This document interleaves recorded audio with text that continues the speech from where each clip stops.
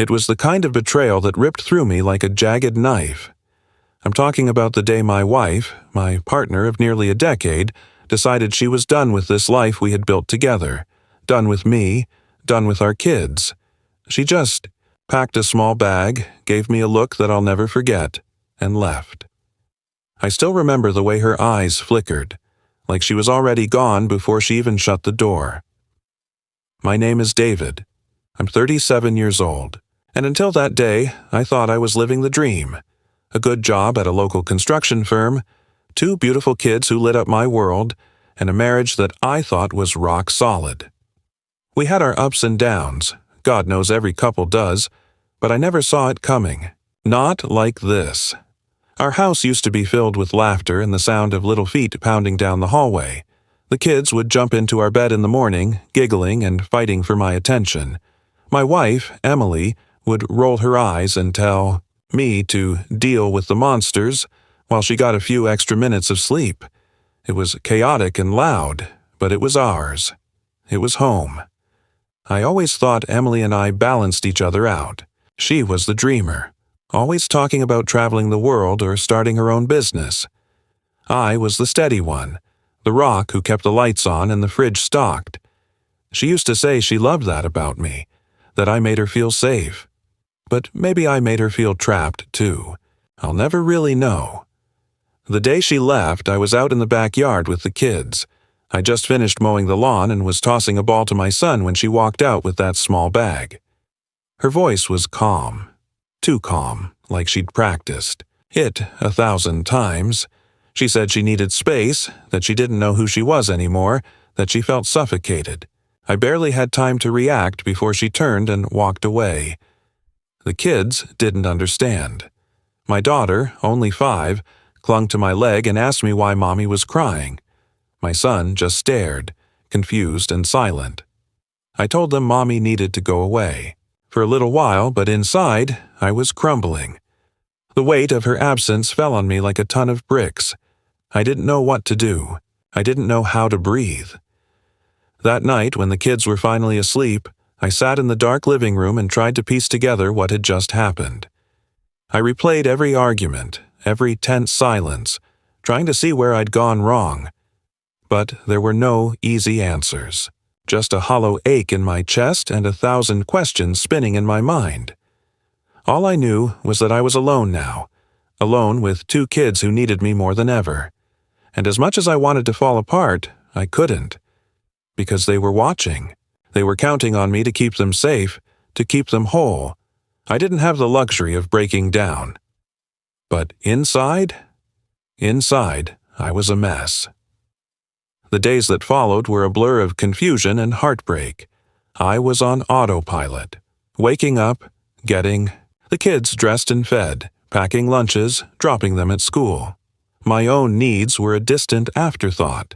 Every morning felt like I was putting on an act, a cheap imitation of the father I used to be.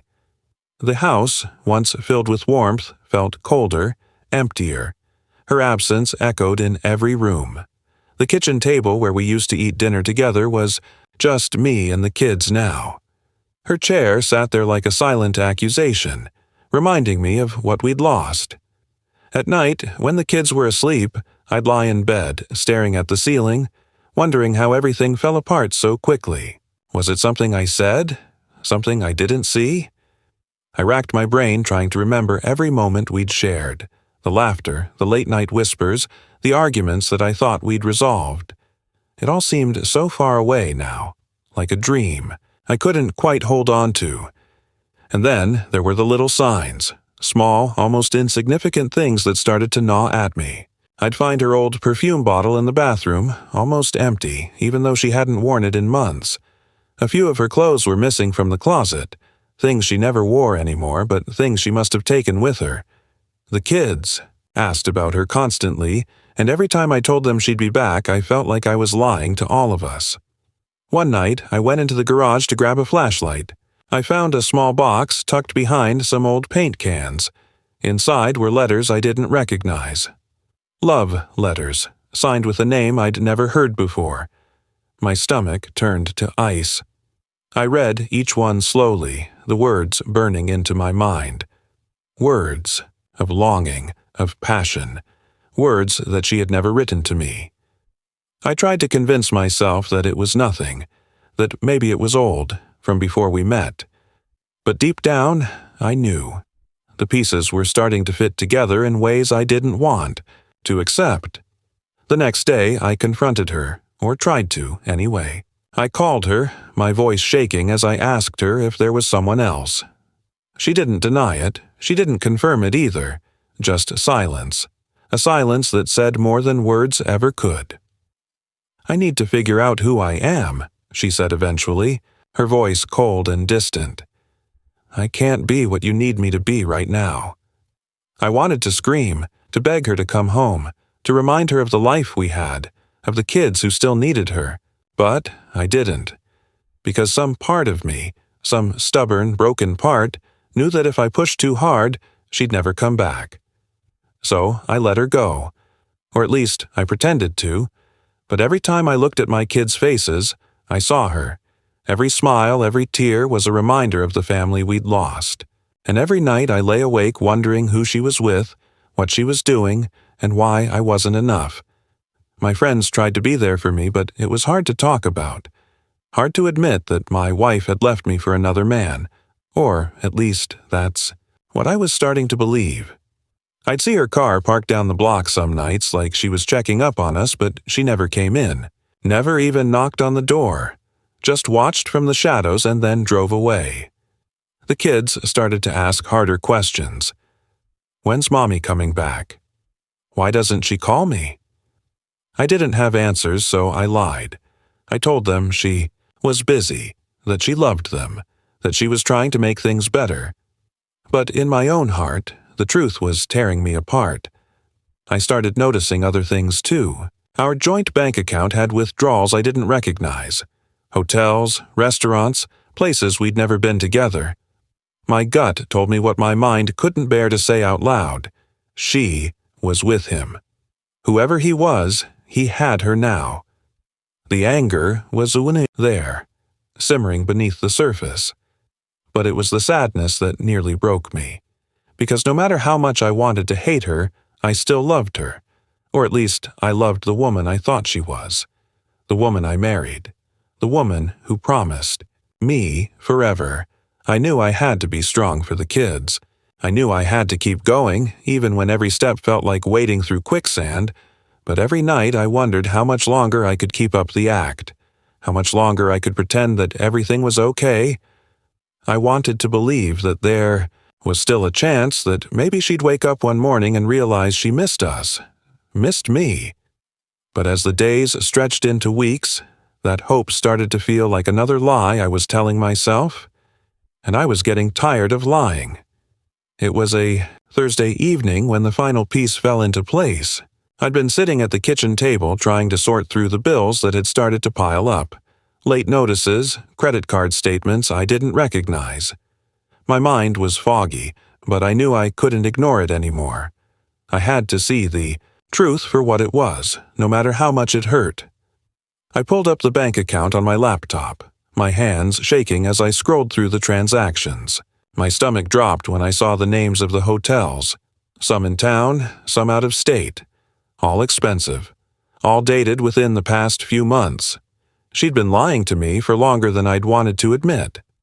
I wanted to smash the computer, to throw it against the wall and watch it shatter. But I didn't. Instead, I took a deep breath and saved the statements, printing them out one by one, each page a dagger to my heart.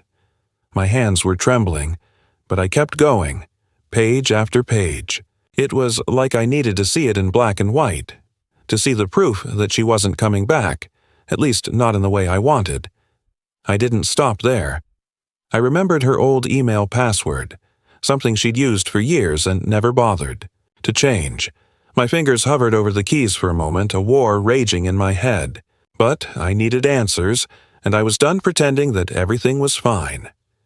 When I logged in, I found dozens of emails, some to him, some from him, messages that were too intimate, too raw, plans to meet up, to escape together, to build a life. That didn't include me or the kids. My chest tightened as I read them, my breath coming in ragged gasps. It felt like I was reading someone else's life, a stranger's heartbreak. But it was mine. I didn't cry. I couldn't. I felt hollow, like all the tears had already dried up. But deep inside, a fire was starting to burn, a quiet, steady rage that pushed back against the numbness.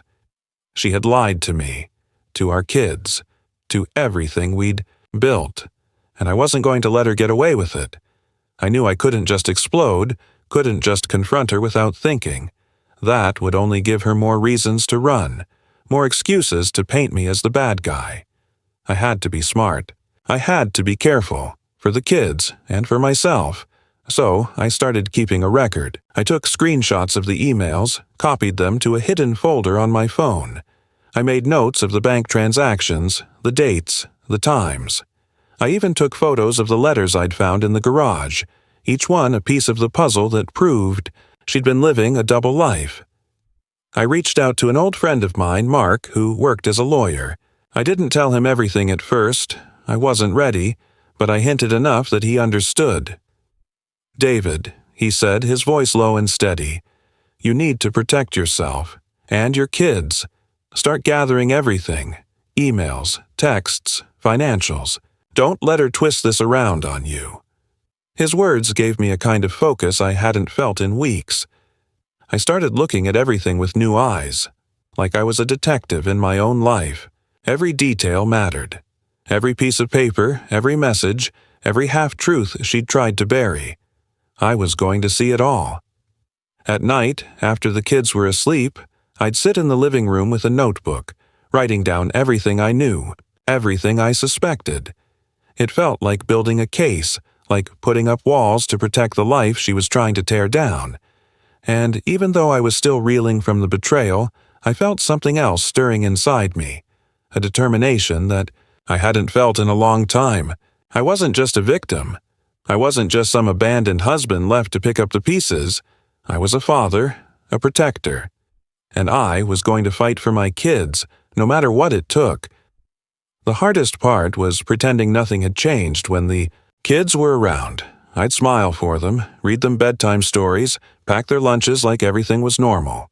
But behind that smile, I was planning, watching, waiting. Emily started calling again, sporadically, checking in on the kids, asking if they were okay. Her voice was careful, almost guilty, but she never said she wanted to come home. She never asked about me, just the kids. Each call was like a test. I'd answer calmly, politely, like nothing was wrong. But inside, every word she spoke was another brick in the wall I was building around my heart. I wasn't going to let her see me break. Not anymore. The more I dug, the more I realized how deep her betrayal went. It wasn't just an affair. It was a new life she'd carved out behind my back, a fantasy that didn't include me or the kids. And maybe that hurt more than anything else, the realization that she'd chosen this other life over the one we'd built together. But with every piece of evidence I gathered, I felt stronger. I wasn't powerless. I wasn't going to let her rewrite our story and leave me standing in the ruins. I had my kids. I had my resolve. And I was done being the man she could just walk away from. This was my fight now, and I was ready. I knew the day would come when I'd have to face her, the day when all the lies and half-truths would finally see the light. And as much as I dreaded it, I also craved it. I wanted to look her in the eye and see if there was even a flicker of the woman I used to know, or if she was already too far gone. I waited until the kids were at school. The house was quiet, and I could almost hear the clock ticking down the seconds. My hands were steady as I set out the evidence, the printed emails, the bank statements, the photos of the love letters. I laid them all out on the kitchen table, like a final testament to the life we'd lost. When she finally walked in, she looked different, like someone I didn't recognize. Her eyes darted around the room, and for a moment I saw something flicker in them. Regret? Guilt? I couldn't tell, but I didn't let it shake me. "David," she started, her voice soft, almost rehearsed. "I wanted to talk to you." I held up a hand to stop her. "Sit down," I said, my voice low but firm. She hesitated, then pulled out a chair and sat across from me. The table between us felt like a barrier, a line she couldn't cross anymore. I didn't speak right away. I wanted her to see it all first. Her eyes flicked over the papers, her face draining of color as she realized what she was looking at. For a moment she looked like she might deny it, but then her shoulders slumped, and the truth was written all over her face. "How long?" I asked quietly. My voice was calm, but I could feel the anger simmering just beneath the surface. She swallowed hard. "A few months," she whispered. It just happened, David. I didn't mean for it to go this far." I let out a harsh laugh, the sound bitter and cold. "Didn't mean for it to go this far? Emily, you were planning a whole new life without me. Don't stand there and tell me it was some accident." She flinched, but I didn't let up. "You lied to me, to the kids. You spent our money. You hid your life from us. And now what? You want to waltz back in like nothing happened?" Tears welled in her eyes, but I didn't feel sorry for her. Not anymore. She'd made her choice, and now she had to live with it. "I don't know what to say," she whispered. "I'm sorry. I didn't want to hurt you." "Well, you did," I said, my voice like ice. "You didn't just hurt me. You hurt your kids. Do you even realize what you've done to them?" She buried her face in her hands, sobbing, but I didn't move to comfort her. I couldn't. Because for the first time, I saw her for who she really was. Not the woman I'd loved, but the stranger she'd become. I took a deep breath and pulled out my phone, opening the folder of evidence I'd been collecting. "You need to understand something, Emily," I said, my voice steady and cold. "I'm not going to let you walk back in here and pretend this never happened. I've talked to a lawyer. I have everything I need to protect myself and the kids." Her head shot up, eyes wide with panic. "David, please, don't take them away from me. I'm still their mother." "Are you?" I asked quietly. "Because the mother I knew wouldn't have abandoned them, wouldn't have lied and snuck around behind their backs. You don't just get to waltz back in and play the victim." She reached across the table, her hand trembling. "I'm still their mom," she said, her voice breaking. "I want to be here. I want to be in their lives." I shook my head slowly. "You had a choice, Emily, and you made it. You left. You chose him over us. Now, you have to live with that." The room was so quiet I could hear her breath hitch in her throat. She looked like she was about to break apart, but I didn't soften. I couldn't, because I knew that if I gave her an inch, she'd take a mile. And I wasn't going to let her destroy what was left of our lives. "I'm filing for full custody," I said, my voice final. "The kids need stability. They need to know that I'm here for them no matter what. And you need to figure out what you really want. But you're not going to keep breaking their hearts while you figure it out." She started to protest, but I held up a hand. "Save it. I don't want to hear any more excuses. If you really care about them, you'll let me protect them. You'll stop this madness before it gets worse." For a long moment, she just sat there, her tears falling onto the pile of evidence between us. And then, finally, she nodded. A small, broken nod that told me she understood, that she knew this was the end. When she left that day, the house felt even emptier than before. But there was something else there too, a sense of clarity. I'd faced the truth, no matter how ugly it was, and I'd stood my ground, for the kids, for myself. As I watched her walk out the door, I felt a flicker of something I hadn't felt in weeks. Peace. It was just a small spark, but it was enough, because I knew that no matter how hard this road was going to be, I wasn't walking it alone. My kids were with me, and I was done letting her or anyone else decide what kind of life we deserved. The days that followed were a strange blend of relief and heartbreak. Emily's betrayal wasn't just a secret between us anymore. It was out in the open. Friends and family who had once admired our picture-perfect life now looked at her differently. Some tried to stay neutral, but most saw the truth in the cold, hard evidence. Her double life wasn't a rumor anymore, it was fact. She tried to fight back at first. She said I was twisting the story, making her out to be a villain. But the proof spoke for itself. Those hotel receipts, the messages, the letters, there was no denying what she'd done. The weight of her choices came crashing down on her, and for the first time, she had to live in the mess she'd created. She lost the respect of so many people she once called friends. Her parents, who had always been in her corner, looked at me with sorrow in their eyes and told her she needed to get her life together. And the kids. God, the kids. They didn't know the full story, of course, but they could feel the shift. They could feel the way the world had changed. I filed for full custody like I promised, and my lawyer moved quickly. We gathered everything. Emails, bank records, even statements from neighbors who'd seen her coming and going at all hours.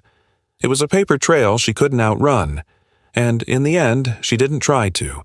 She signed the custody agreement without a fight, her eyes hollow and resigned. The first night after it was all done, I sat on the porch after putting the kids to bed. I felt the cool night air on my face and closed my eyes, letting the silence wash over me. For the first time in a long time, I didn't feel like I was drowning.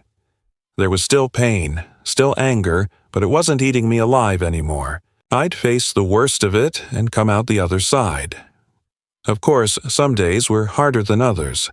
There were moments when I'd see an old photo of us, or hear a song that reminded me of when we were happy, and I'd feel that ache all over, again. But I didn't let it consume me. I couldn't, because every day my kids woke up needing me to be whole and steady for them, and that gave me a strength I didn't know I had. Emily still called sometimes, asking to talk to the kids. I let her, because they needed to hear her voice. But I kept my distance. She'd made her bed, and I was done trying to save her from it. My focus was on the life I was rebuilding, on the two small faces who looked to me for everything. And in that quiet house, with the echoes of the past still fading, I finally started to believe that we were going to be okay. It's been 6 months since Emily walked out of our lives for good. 6 months of learning how to stand on my own 2 feet again, of slowly piecing together a life that feels safe and whole. And in those months I've discovered something I never expected. I'm stronger than I ever thought I could be. The kids and I have settled into a new rhythm, one that's ours and ours alone. Mornings are still chaotic. Spilled cereal, last-minute shoe searches, the usual rush to get out the door. But there's a lightness now, a sense of calm beneath the noise. We're a team, just the 3 of us. And somehow, that's enough. Weekends, we have movie nights in the living room. All of us piled onto the couch with popcorn and blankets. We've started taking little day trips, hiking trails, farmers markets, anywhere that reminds us how much life there is to see outside of these 4 walls. The laughter that fills our home is different now. It's quieter, maybe, but it's real. It's ours. I've learned to let go of the guilt that once kept me up at night. For so long, I blamed myself for her leaving, for not being enough to keep her here. But now, I see it more clearly. Her choices were hers alone. They weren't about me or the kids. They were about the parts of herself she didn't know how to face. And while I still wish she'd found her answers without tearing our family apart, I've stopped trying to carry that weight. It doesn't belong to me. Work has become more than just a job. It's my anchor. I've taken on new projects, thrown myself into the challenges, and found a sense of pride in the things I can build with my own 2 hands. My boss noticed, even gave me a promotion. It's funny how life has a way of showing you what you're capable of when you're forced to start over.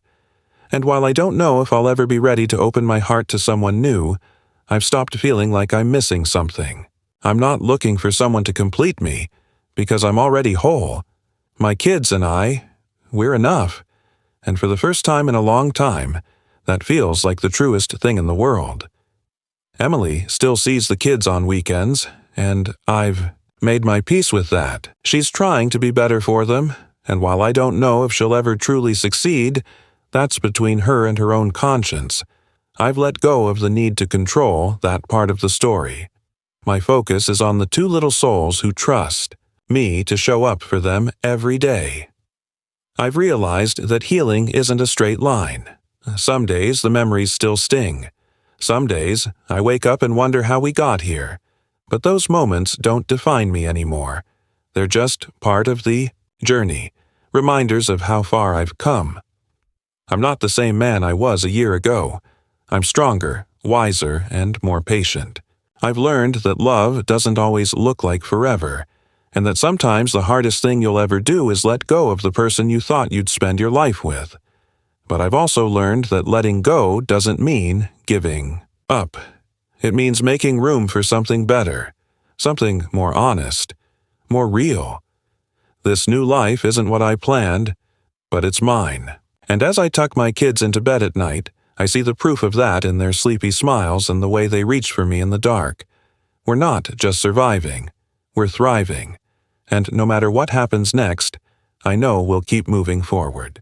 Because we're stronger than the past, stronger than the pain, stronger together. I've come to realize that life has a way of showing you what you're made of in the moments you least expect. It's not the easy days that shape us.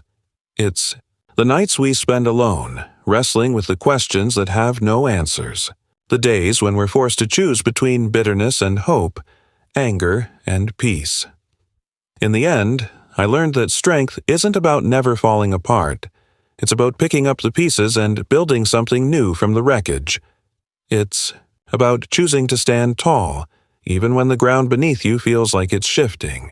And most of all, it's about loving the people who need you, even when your own heart feels too heavy to carry. I used to think that loyalty meant holding on, no matter how much it hurt.